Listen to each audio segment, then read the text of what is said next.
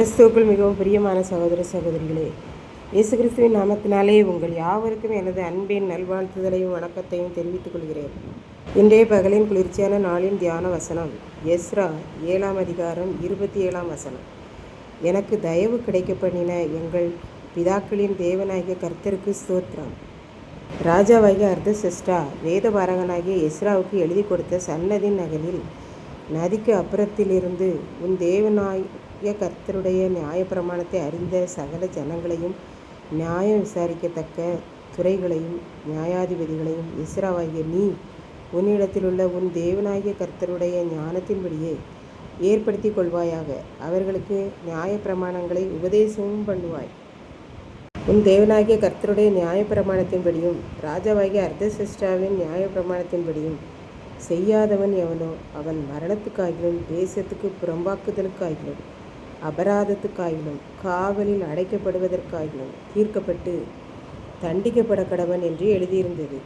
எருசலேமில் உள்ள கர்த்தருடைய ஆலயத்தை அலங்காரம் பண்ண இப்படிப்பட்ட யோசனையை எல்லாம் ராஜாவாகிய அர்தசஷ்டாவின் இருதயத்தில் கொடுத்து ராஜாவுக்கும் அவனுடைய 7 மந்திரிமார்களுக்கும் ராஜாவின் கைக்குள்ளான பலத்த எல்லா மகா பிரபுகளுக்கும் முன்பாக எஸ்ராவாகிய எனக்கு தயவு கிடைக்க பண்ணின எங்கள் தேவனாகிய கர்த்தருக்கு ஸ்தோத்திரம் என்று கூறினான். எஸ்ரா மறுபடியும் என் தேவனாகிய கர்த்தருடைய கரம் என்மேல் இருந்ததினால் நான் திடன் கொண்டு பலங்கொண்டு இஸ்ரவேல் மக்களில் சில பேரை என்னோட கூட வரும்படி சேர்த்து கொண்டேன். நானும் இந்த இஸ்ரவேல் மக்களில் சிலரும் பாபிலோனிலிருந்து எருசலேமுக்கு கர்த்தருடைய ஆலயத்துக்காக கொடுக்கப்பட்ட பணிமுட்டுகள் பொன் வெள்ளி முதலான தேவனுடைய ஆலயத்துக்கு தேவையான எல்லா பொருட்களையும் நாங்கள் கொண்டு வர வேண்டும். ஆகவே தேவனுடைய தயவினால் நாங்கள் இவ்வளவு பெரிய பொறுப்பான வேலையை என்னால் செய்ய முடிந்தது. ஆண்டவருடைய கரமும் என்மேல் இருந்தது என்று எஸ்ரா கூறினார். இப்படித்தான் தாய் தகப்பனில்லாத ஒரு பையன் இருந்தான். அவன் வயிற்று பிழைப்புக்காக ஒரு வீட்டில் மாடு மேய்த்து வேலை செய்தான். 8ஆம் வகுப்பு படித்த அவனுக்கு அந்த வேலைதான் கிடைத்தது. நாள்தோறும் 10 மாடுகளை காட்டிற்குள் ஓட்டி செல்ல வேண்டும். சாயங்காலம் வரை மாடுகளை மேய்த்து மாலையில் ஓட்டிக்கொண்டு முதலாளியின் வீட்டில் கொண்டு வந்து விட வேண்டும். ஒரு நாள் மாடுகளை காட்டில் விட்டுவிட்டு அவன் சாலை ஓரத்தில் உட்கார்ந்திருந்தான். அப்போது சாலையில் நிறைய கார்கள் சென்று கொண்டிருந்தது. அதை அவன் பார்த்து கொண்டே யோசித்தான். நான் மாடு மேய்க்கிறேன், அதனால் இந்த மாதிரி கார்களை எல்லாம் என்னால் வாங்கி ஓட்ட முடியாது. அதனால் நாம் பார்க்கவாவது செய்வோம் என்று சொல்லி பார்த்து கொண்டே இருந்தார். அப்போது ஒரு பிரபலமான தொழிலதிபர் அந்த காரில் சென்றார். இவனை பார்த்து நின்றுவிட்டு இவனை அழைத்து, தம்பி என்ன செய்கிறாய் என்று கேட்டதும் அவன், ஐயா, நான் 8ஆம் வகுப்பு படிக்கும்போது என் அம்மாவும் என் அப்பாவும் ஒரு விபத்தில் மரித்து விட்டனர். அதனால் நான் ஒரு வீட்டில் மாடு மேய்க்கிறேன் என்றார்.